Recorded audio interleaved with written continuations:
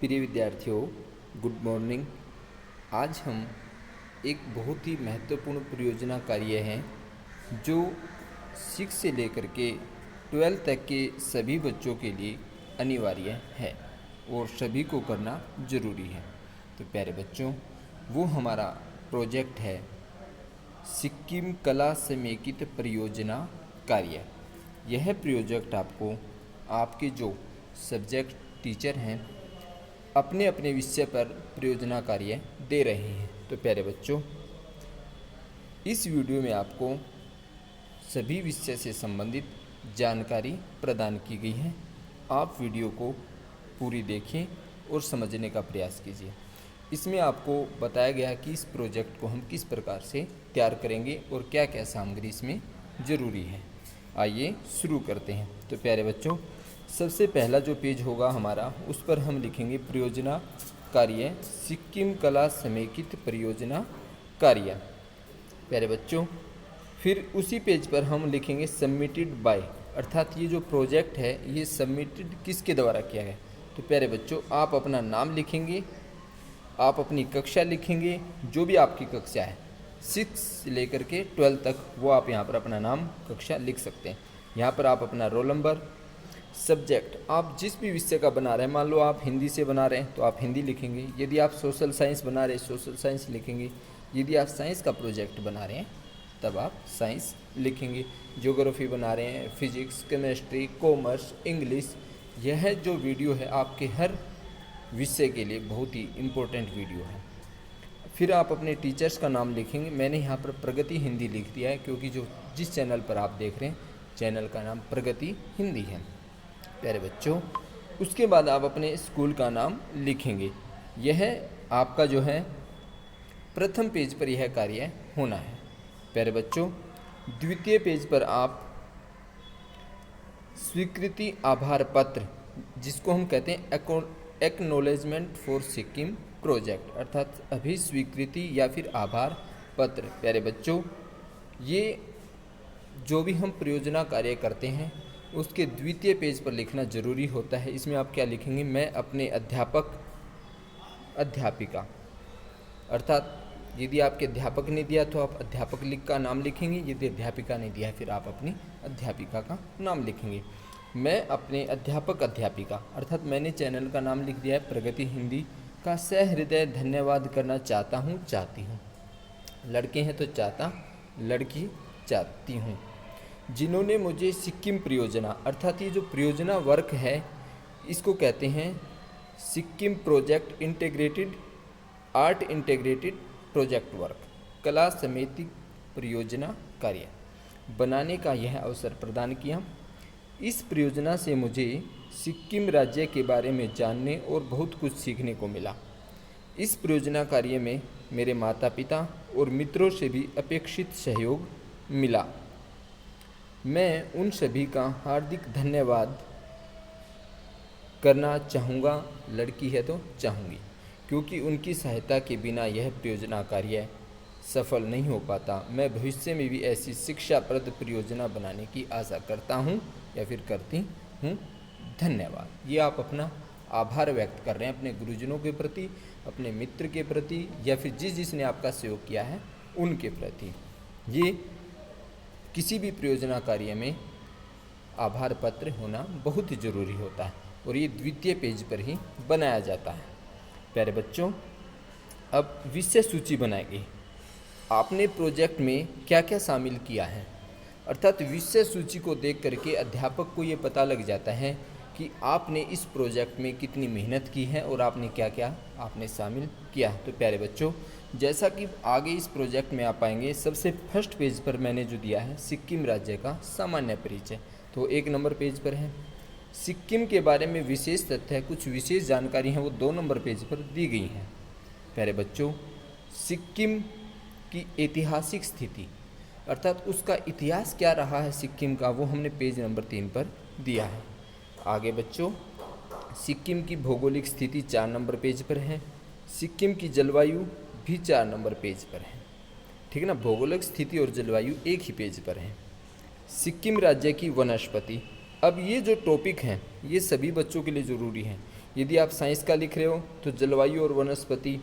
यदि आप एसएसटी से लिख रहे हो तो ऐतिहासिक और भौगोलिक स्थिति उसमें बहुत ज़रूरी है। और सिक्किम राज्य का परिचय और सिक्किम के बारे में विशेष तथ्य, ये तो आपको हर सब्जेक्ट के परियोजना कार्य में लिखना ही लिखना है। अब सिक्किम राज्य पर यदि आप हिंदी विषय से प्रोजेक्ट बना रहे हैं तब आप सिक्किम राज्य का परिचय, विशेष तथ्य, ऐतिहासिक स्थिति, भौगोलिक स्थिति, जलवायु, वनस्पति और सिक्किम राज्य पर एक कविता और अन्य कविताओं का भी संग्रह करके लिख सकते हैं। एक कविता हमने यहाँ पर बना करके डाल दी है। सिक्किम राज्य की समाज और संस्कृति के बारे में आप बता सकते हैं, वो 7 नंबर पेज पर दिया गया है।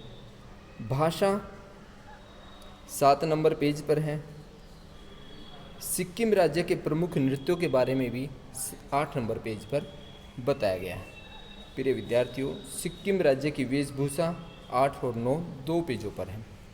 सिक्किम राज्य का खान पान 10 नंबर पेज पर है। सिक्किम के प्रमुख पर्यटन स्थल 11 नंबर पर। सिक्किम के वन्य जीव अभ्यारण्य 12 से 13 पर और संदर्भ ग्रंथ सूची 14 नंबर पर। तो प्यारे बच्चों, ये विषय सूची आपको प्रत्येक जो परियोजना कार्य आप सिक्किम के ऊपर करें उसमें आपको बनानी है। अब आगे, अब हमारा प्रथम पेज सिक्किम राज्य का सामान्य परिचय। प्यारे बच्चों, जो सिक्किम शब्द है उसका अर्थ, सिक्किम में अनेक प्रकार की भाषाएं बोली जाती हैं, तो उसमें जो लिम्बू भाषा है उसमें जो है सिक्किम सु अर्थात नवीन और खिम का अर्थ होता है महल। इन 2 शब्दों से मिलकर बना है जिसका अर्थ है नवीन, महल। तिब्बती भाषा में इसे चावल की घाटी भी कहा जाता है, अर्थात सिक्किम को जो तिब्बती भाषा है वहाँ जो बोली जाती है उसमें इसे हम चावल की घाटी भी कहते हैं। अब आगे, राज्य सिक्किम। प्यारे बच्चों, इसकी राजधानी है गंगटोक। क्षेत्रफल है 7096 वर्ग किलोमीटर। जनसंख्या 6,10,577।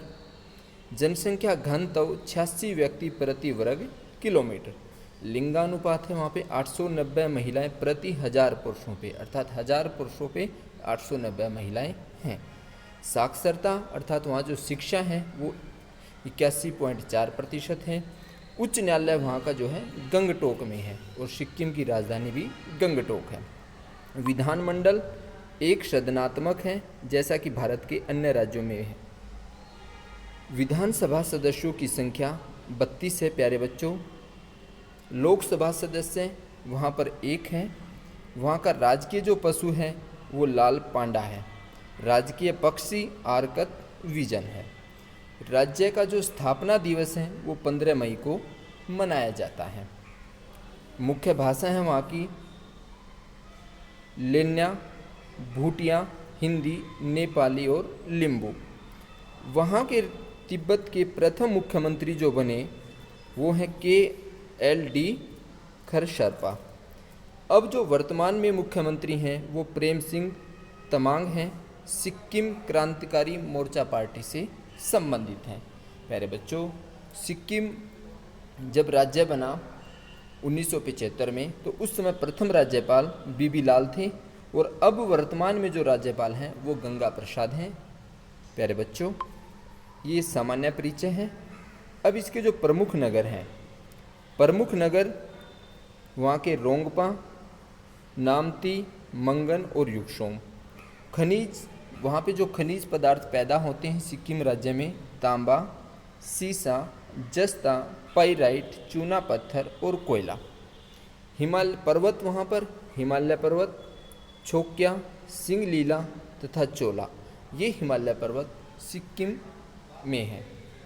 और सिक्किम को पर्वतों का राज्य भी कहा जाता है क्योंकि वहाँ पहाड़ी और पर्वत बहुत ज़्यादा हैं। नदी, वहाँ की जो प्रमुख नदी हैं तीस्ता और रंजित हैं। पर्वत शिखर कंचनजंगा, जिसकी जो ऊंचाई है 5579 मीटर है। सिक्किम के जो ज़िले हैं वो 4 ज़िले हैं सिक्किम में, गंगटोक, मंगन, नामची और गेजिंग। प्यारे बच्चों, ये सामान्य परिचय आपने सिक्किम के बारे में जाना। ये सब आपको परियोजना कार्य में करना है। अब सिक्किम के बारे में कुछ विशेष तथ्य हैं, जैसे सिक्किम के जो मूल निवासी कहे जाते हैं वो लेपचा एवं भूटिया हैं। सिक्किम पर्यटक जो लोग हैं उनके लिए स्वर्ग माना जाता है, क्योंकि वहाँ का जो दृश्य है, प्राकृतिक दृश्य, वो बहुत ही मनोरम एवं सुंदर है। सिक्किम को फलोद्यानों का स्वर्ग भी कहा जाता है, क्योंकि वहाँ पे फल बहुत ज़्यादा मात्रा में होते हैं। सिक्किम देश में इलायची का सबसे अधिक उत्पादन करने वाला राज्य है, अर्थात वहाँ पर जो इलायची है जो आप चाय में डाल के पीते हैं उसका सबसे अधिक उत्पादन होता है। सिक्किम भारत का दूसरा सबसे छोटा राज्य है, दूसरे नंबर का छोटा राज्य है। गंगटोक से दुनिया के तीसरे सबसे ऊंचे पर्वत कंचनजंगा का नज़ारा भी देखा जा सकता है। अर्थात सिक्किम की राजधानी गंगटोक है और वहाँ से जो दुनिया के सबसे ऊंचे तीसरे नंबर का जो पर्वत है कंचनजंगा को भी हम देख सकते हैं। प्यारे बच्चों, ये विशेष तथ्य हैं। अब आप अपने परियोजना कार्य में सिक्किम की ऐतिहासिक स्थिति के बारे में देखेंगे कि सिक्किम का इतिहास क्या रहा है। तो प्रिय विद्यार्थियों, सिक्किम जो है 1642 में वजूद में आया। वजूद मतलब अस्तित्व में आया, जब फुनसोंग नामग्याल को सिक्किम का पहला राजा घोषित किया गया। अर्थात पहला राजा था फुनसोंग नामग्याल।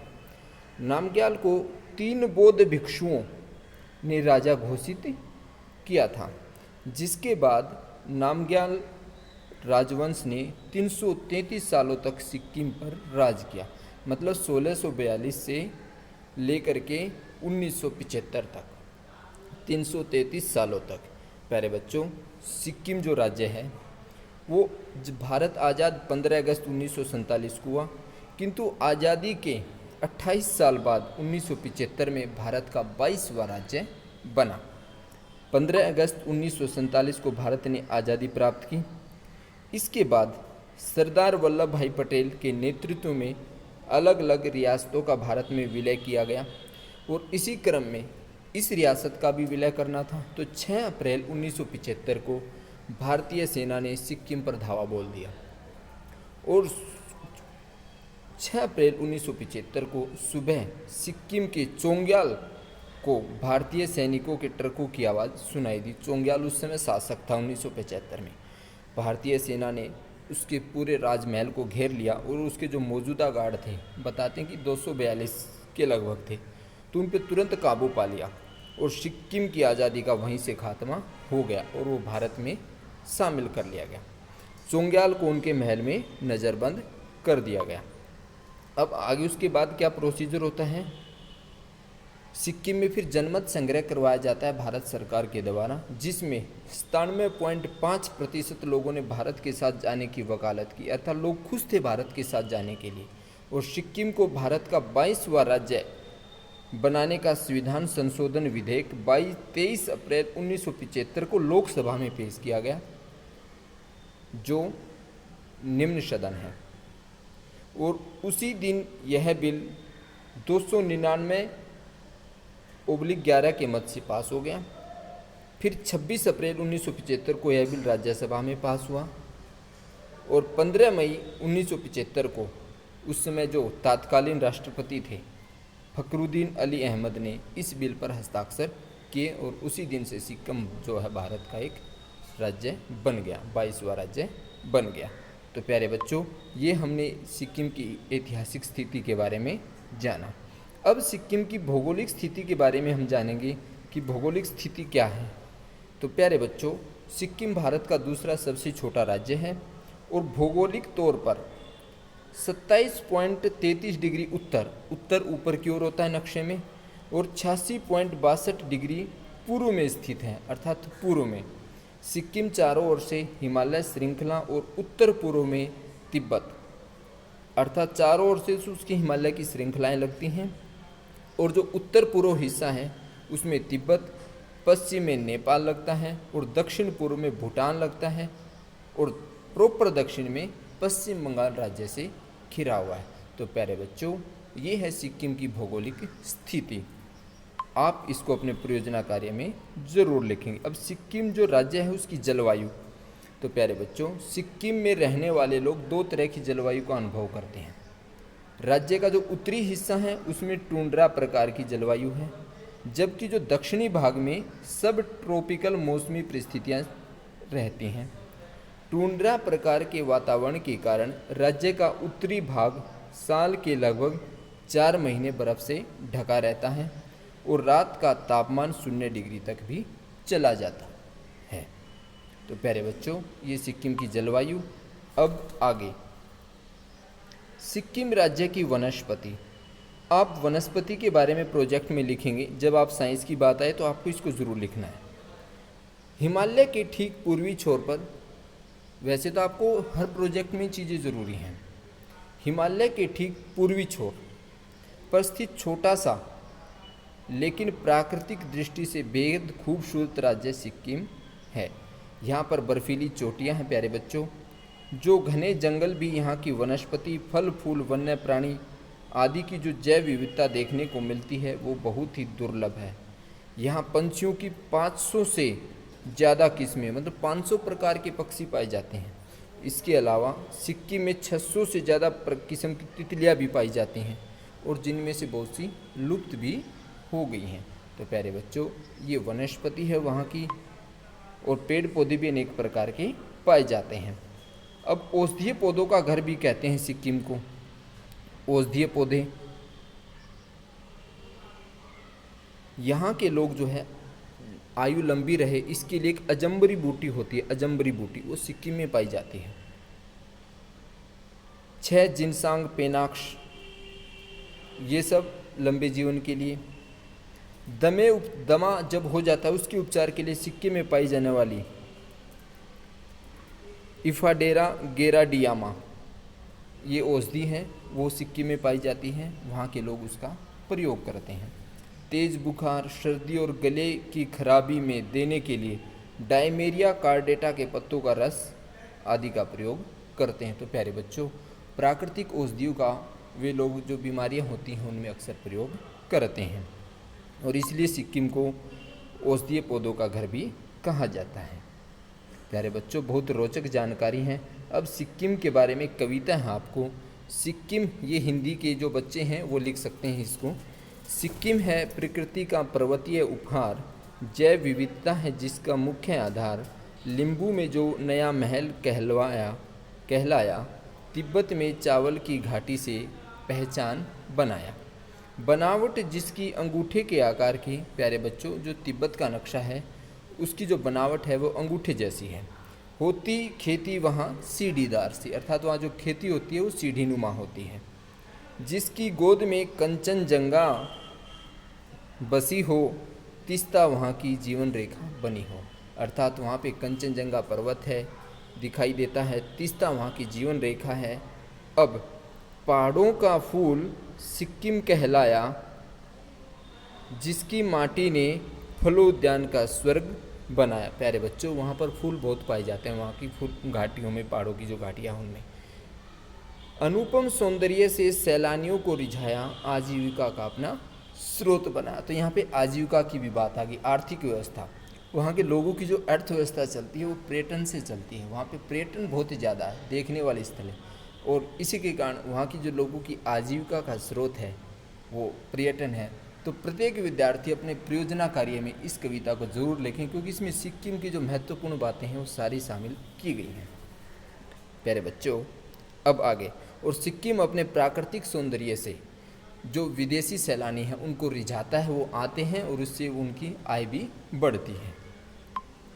प्यारे बच्चों, अब हम सिक्किम के बारे में, सिक्किम राज्य की समाज और संस्कृति के बारे में जानेंगे। सिक्किम राज्य में लिप्चाओ और उनके साथ मिले हिंदू धर्म और बौद्ध धर्म की मिश्रित परंपरा के कारण सिक्किम की सांस्कृतिक विरासत बहुत समृद्ध है। सभी धर्मों के लोग वहाँ पर रहते हैं। यद्यपि सिक्किम के लोग बौद्ध धर्म को मानते हैं, ज़्यादा लोग वहाँ पे बौद्ध धर्म को मानते हैं, इसलिए उनके त्यौहार कम भव्य, सादे लेकिन रंगीन होते हैं। प्यारे बच्चों, उनके जो त्यौहार हैं उनके बारे में भी आपको इसमें बताया गया है। जैसे बौद्ध त्यौहार टुपका टेसी, सागादावा, लुसोंग, पंग लहबसोल, दसेन यहाँ बहुत व्यापक तौर पर मनाए जाने वाले त्यौहार हैं। प्यारे बच्चों, सिक्किम में मठ के आंगन में लामाओं का किया जाने वाला मुखौटा नृत्य उत्तर पूर्व भारत का सबसे रंगीन नृत्य है। प्यारे बच्चों, सिक्किम में जो मुखौटा नृत्य किया जाता है वो उत्तर पूर्व भारत का सबसे रंगीन नृत्य है, जो इस जगह की संस्कृति के सत्य सार को भी दिखाता है कि वास्तव में यहाँ की संस्कृति कैसी है। वो सब मुखौटा नृत्य में प्रदर्शित हो जाती है। तो यहाँ पर आपने इनके त्योहारों के बारे में जाना, इनकी संस्कृति के बारे में जाना। अब प्यारे बच्चों, सिक्किम की जो भाषा है, यहाँ कैसी भाषा बोली जाती है? सिक्किम में रहने वाले लोग आपसी संवाद के लिए लगभग 6 भाषाओं का प्रयोग करते हैं। नेपालियों की संख्या वहाँ पे बहुत ज़्यादा है और इसलिए यहाँ नेपाली यहाँ की आम भाषा है। दूसरी जो बोले जाने वाली भाषाएं हैं उसमें भूटिया है। यहाँ पर शेरपा, लेपचा और लिम्बू भी बोली जाती है। तो प्यारे बच्चों, प्रमुख भाषाओं में आ गई शेरपा, लेपचा, भूटिया, लिम्बू और नेपाली। अब आगे सिक्किम राज्य के प्रमुख नृत्य, यहाँ पे जो डांस नृत्य हैं उनके नाम बताए गए हैं प्यारे बच्चों, जैसे छू फाट नृत्य, सिकमारी नृत्य, सिंगई चाम या फिर इसको कहते हैं स्नो लायन डांस भी इसको कहते हैं। अब याकछाम, डेंजोग नैना, तासी याकू नृत्य, खुखुरी नाच, चुटके नाच और मारूनी नाच यहाँ के प्रमुख नृत्य हैं। तो प्यारे बच्चों, अब आगे सिक्किम की जो वेशभूषा है, पोशाक है कि वहाँ के लोग किस प्रकार की वेशभूषा धारण करते हैं। तो सिक्किम की जो वेशभूषा है प्रमुख समुदायों की सामाजिक और सांस्कृतिक जीवन शैली को दर्शाती है कि वेशभूषा से पता लग जाता है कि ये किस समुदाय से संबंधित है। सबकी अलग अलग वेशभूषाएं हैं। लेपचा और भूटिया, सभी समुदाय के लोग अलग अलग वेशभूषा पहनते हैं। प्यारे बच्चों, पुरुषों की वेशभूषा वहाँ पे कैसी है? जो लेपचा पुरुषों की पारंपरिक वेशभूषा थोकारोदम है, अर्थात थोकारोदम वेशभूषा में जितने प्रकार के वस्त्र आते हैं वो उनको पहनते हैं। और भूटिया जो लोग हैं उनकी पारंपरिक वेशभूषा में खो भी शामिल है, जिसे बाखू के नाम से जानते हैं। जो खो है उसको हम बाखू के नाम से भी जानते हैं। नेपाली जो पुरुष हैं वो चूड़ीदार पायजामा पहनते हैं, एक शर्ट जो दौरा के नाम से जानते हैं, शर्ट को जो है दौरा के नाम से भी जाना जाता है, के ऊपर अर्थात शर्ट के ऊपर सुरवल में खुद को पहनते हैं। यह जो है आसकोट, कलाई कोट और उनकी बेल्ट से जुड़ा है, जिसे पट्टू की भी कहा जाता है। प्यारे बच्चों, इसके बाद आप जो है इंटरनेट से कुछ फ़ोटो वगैरह देख करके आप अपने प्रोजेक्ट वर्क में उनके चित्र भी बना सकते हैं वेशभूषा के। अब आगे सिक्किम राज्य की महिला पोशाक। तो प्यारे बच्चों, जो लेपचा महिलाओं की जो परंपरागत पोशाक है उसको डमवम या डुमिडम कहते हैं, मतलब डमवम या डुमिडम है। भूटिया जो समुदाय है उनकी सामान्य वेशभूषा में खो या बाखू, हंजू, एक रेशमी फुल स्लीव्स वाला ब्लाउज, कुसेन, एक जैकेट, टोपी का एक अलग पैटर्न, संबो और समचू शामिल हैं। पेंगडन धारीदार एप्रन विवाहित भूटिया महिलाओं का प्रतीक है, अर्थात ये वाली जो ड्रेस पहनती हैं पेंगडन या फिर धारीदार एप्रन, इससे पता लगता है कि ये जो भूटिया समुदाय की विवाहित महिलाएं हैं उनका प्रतीक होती हैं। प्यारे बच्चों, सिक्किम की जो नेपाली महिलाओं की जो पारंपरिक वेशभूषा में शामिल होते हैं फरियाद, साड़ी, लंबे ढीले ब्लाउज आदि शामिल हैं। नेपाली सिक्किम महिलाओं की जो नृत्य वेशभूषा अर्थात डांस करने की वेशभूषा वो बहुत अद्भुत है। नेपाल सिक्किम की महिलाओं की उनमें आते हैं पचोरी कपड़े का एक रंगीन टुकड़ा सिर से कमर तक निलंबित, नृत्य प्रदर्शन के दौरान अलंकरण के रूप में उपयोग किया जाता है। अलंकरण मतलब प्यारे बच्चों सजाने के लिए या फिर आभूषण के रूप में। अब आपने सिक्किम की वेशभूषा के में जान लिया, अब हम खान पान के बारे में जानेंगे। प्यारे बच्चों, यहाँ का मुख्य भोजन है चावल और किण्वित खाद्य पदार्थ भोजन का मुख्य हिस्सा। किण्वित का मतलब होता है बेटे खमे हुए, जैसे ब्रेड वगैरह जो बनाई जाती हैं किण्वित करके। तो इस प्रकार की जो खाद्य पदार्थ हैं वो उनके भोजन का महत्वपूर्ण हिस्सा है, अर्थात सुबह सुबह वो लोग अक्सर आहार में नाश्ते के रूप में ये चीज़ें प्रयोग करते हैं। यहाँ के जो प्रमुख व्यंजन हैं वो हैं साफले, यह तिब्बती व्यंजन तली हुई ब्रेड या मीट से बनाया जाता है और अक्सर लोग इसको प्रयोग करते हैं।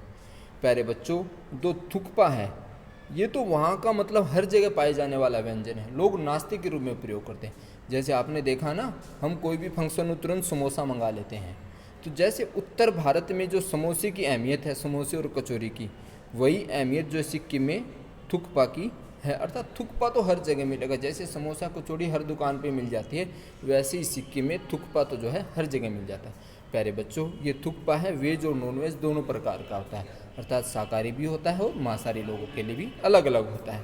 प्यारे बच्चों, थुक्पा गंगटोक का सबसे चर्चित स्ट्रीट फूड है।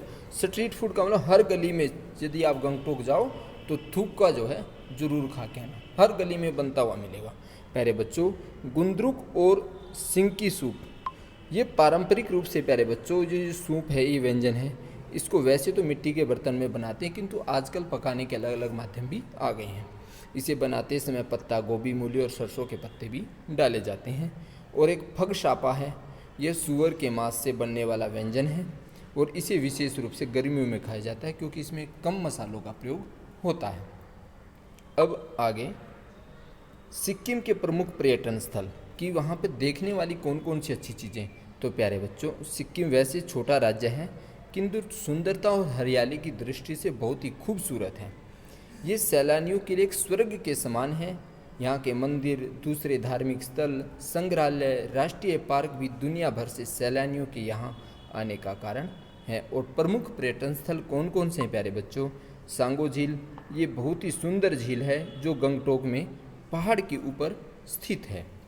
सिद्धेश्वर धाम, यहाँ पर भगवान शिव की 108 फुट ऊंची प्रतिमा है और बहुत ही सुंदर है। जो हिंदुओं के 4 प्रसिद्ध धाम हैं, केदारनाथ, जगन्नाथ, बद्रीनाथ, उनके प्रतीक रूप में मंदिर भी बनाए गए हैं। और जो 12 ज्योतिर्लिंग हैं वहाँ भी उनको स्थापित किया गया। ये देखने में बहुत ही आकर्षक और सुंदर है। ये नामची में है। बुद्धा पार्क खांगला में है। इसमें यहाँ पर बहुत ही सुंदर तरीके से इसको बनाया गया है और यहाँ पर भगवान बुद्ध की 130 फुट ऊंची प्रतिमा है बुद्धा पार्क में। सिंगश्योर पुल पेलिंग में, ये बहुत ही आकर्षक और सुंदर पुल है। और जो हनुमान टोक है प्यारे बच्चों, ये गंगटोक का धार्मिक पर्यटन स्थल है। भगवान हनुमान जी का मंदिर है। ऐसा मान्यता है वहाँ पर कि जब भगवान हनुमान जी जो है भगवान श्री राम के भाई लक्ष्मण के लिए संजीवनी बूटी लेकर आते हैं तो कुछ समय के लिए इस जगह पर रुके भी थे। तो ये बहुत ही धार्मिक पर्यटन स्थल माना जाता है। रुमटेक मोंटेस्ट्री गंगटोक में है। ये बौद्ध मठ है और बहुत ही प्रसिद्ध बौद्ध मठ माना जाता है। प्यारे बच्चों, नाथुला पास अर्थात जो नाथुला दर्रा है वे भी गंगटोक में है। इस दर्रे पे जाने के लिए आपको जो सिक्किम का पर्यटन विभाग है उससे आपको परमिशन लेके आप यहाँ पर जा सकते हैं देखने के लिए। अब जो गुरु दोंगमर झील है प्यारे बच्चों, ये दुनिया की जो है झीलें हैं सबसे ऊंची झीलों में से एक है गुरु दोंगमर झील। और यह सबसे ऊंची झीलों में से एक है।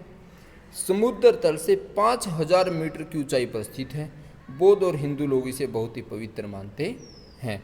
ऐसा माना जाता है कि ये पहले जमी रहती थी किंतु एक बौद्ध गुरु हुए, उन्होंने जो है इससे हाथ लगाया तो उसके बाद से झील जमती नहीं है। और ये यहाँ सिक्किम के लोगों के लिए पानी का भी बहुत अच्छा स्रोत है। लांगचुंग गांव, ये बहुत ही आकर्षक और सुंदर गांव है। यह उत्तरी सिक्किम में स्थित है। इसको देखने के लिए दूर दूर से लोग आते हैं। प्यारे बच्चों, अब सिक्किम के जो वन्यजीव अभ्यारण्य हैं वो, जैसे पंगा लेक वन्यजीव अभ्यारण्य, ये जो है जो सिक्किम राज्य है उसके पूर्व सिक्किम जिले में स्थित पंगा लेक वन्यजीव अभ्यारण्य को सन 1999 में स्थापित किया गया था। और यह जो है 124 वर्ग किलोमीटर क्षेत्र में फैला हुआ है। इसमें यदि आप देखने जाते हैं तो आप रेल पांडा, काला भालू, रेल फोक्स जैसे जीवों को देख सकते हैं। देखने में बहुत ही सुंदर वन्यजीव अभ्यारण्य है। प्यारे बच्चों, अब जो है फंगोलेक वन्यजीव अभ्यारण्य, ये भी सिक्किम में है। यह जो अभ्यारण्य है 1984 में स्थापित किया गया था और ये 51 वर्ग किलोमीटर क्षेत्र में फैला हुआ है। यह जो अभ्यारण्य है कंचनजंगा नेशनल पार्क से सटा हुआ है। और आप यहाँ पर रेल पांडा, भौंकने वाले हिरण और भालू आदि को देख सकते हैं। ये बहुत ही रेयर चीज़ें होती भौंकने वाले हिरण। तो प्यारे बच्चों, ये देखने के लिए बहुत अच्छी जगह है। वर्से रेडोडेड्रोन अभ्यारण्य है। वर्से अभ्यारण्य जो है खूबसूरत वन क्षेत्र है और प्यारे बच्चों ये अभ्यारण्य फूलों की रेडोडेंट प्रजाति के लिए जाना जाता है, अर्थात इसमें जो है फूलों की प्रजातियाँ बहुत ज़्यादा पाई जाती हैं और ख़ास करके रेडोडेंड्रोन प्रजाति। और यहाँ का जो प्रमुख जीव है वो रेड पांडा, अर्थात इस वन में रेड पांडा प्रमुख रूप से पाया जाता है। अब आगे प्यारे बच्चों ग्योसोगरल अल्पाइन अभ्यारण्य है। यह जो अभ्यारण्य है ये जो है विभिन्न प्रकार की वनस्पति और दुर्लभ फूलों के लिए जाना जाता है। यह 1977 में स्थापित किया गया था। क्षेत्रफल इसका 31 वर्ग किलोमीटर है। मुख्य फूल प्रजाति जो यहाँ पर पाई जाती हैं वो रेडोडेंड्रोन, ग्राउंड स्लीपर, आर्चिड, जूनिपर आदि फूलों की प्रजातियाँ इस ग्योसोगरल अल्पाइन अभ्यारण्य में पाई जाती हैं। तो प्यारे बच्चों ये आपके प्रोजेक्ट के लिए बहुत ही महत्वपूर्ण चीज़ें हैं जो बच्चे साइंस के बारे में लिखेंगे उनके लिए अभ्यारण्य से संबंधित बातें, एसएसटी वाले, हिंदी वाले, सबके लिए बहुत ज़रूरी हैं ये सब चीज़ें। मैनव वन्यजीव अभ्यारण्य, ये जो अभ्यारण्य है 1987 में आरक्षित किया गया था और यह वन क्षेत्र 14 वर्ग किलोमीटर में फैला हुआ है। आप यहाँ अनेक प्रकार के पक्षियों को देख सकते हैं, अर्थात ये जो वन्यजीव अभ्यारण्य है इसमें अनेक प्रकार के पक्षी पाए जाते हैं। अब प्यारे बच्चों ये आपके प्रोजेक्ट से संबंधित सारी बातें। अब अंतिम में आप बिब्लियोग्राफी लिखोगे कि आपने इस प्रोजेक्ट को कहाँ कहाँ से सहायता ली, कहाँ कहाँ से देखा। तो प्यारे बच्चों आपने यदि कोई पुस्तक देखी है तो आप पुस्तक का नाम लिखेंगे, यदि गूगल इंटरनेट से आपने कोई चीज़ें ली तो आप वहाँ से लिखेंगे।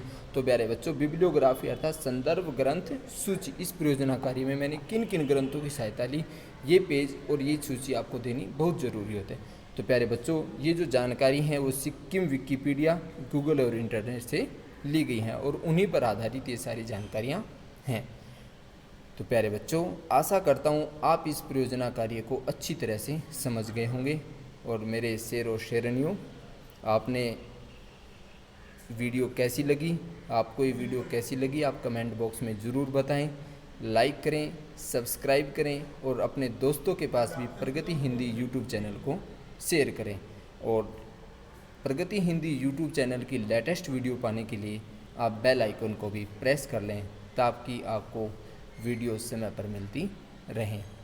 Thanks for watching Pragati Hindi YouTube channel. धन्यवाद। आपकी शुभकामनाओं के साथ प्रगति हिंदी।